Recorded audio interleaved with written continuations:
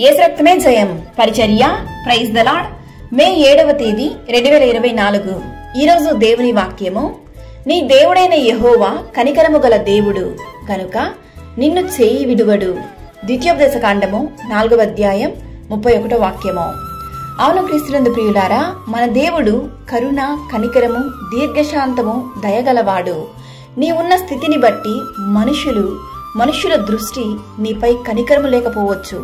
నీవు ఉద్యోగం చేస్తున్న చోట, నీ సంఘంలో నీపై కనికరమే లేకుండా నిన్ను వేధిస్తూ అవమానిస్తూ ఉండొచ్చు, హేళనగా మాట్లాడుతూ ఉండొచ్చు. కానీ దేవుడు నిన్ను ఎరిగి ఉన్నాడు.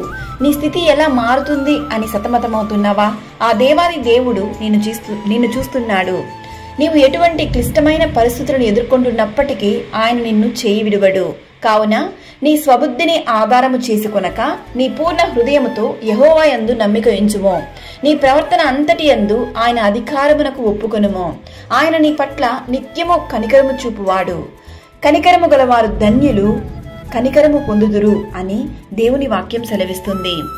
ఈరోజు ఈ వాక్యం వింటున్న ప్రియ సహోదరి సహోదరులారా, మీ చుట్టూ ఉన్న వారిపై, మీ కుటుంబస్తులపై, మీ సంఘంలో ఉన్న వారిపై, ప్రతి ఒక్కరిపై కనికరము కలిగిన హృదయంతో ప్రవర్తించండి. మీ ప్రవర్తన ద్వారా క్రీస్తు నామము మహిమ పొందాలి. కావున దేవుడు మీతో ఉండి మిమ్మల్ని ఆశీర్వదించి దీవించును గాక.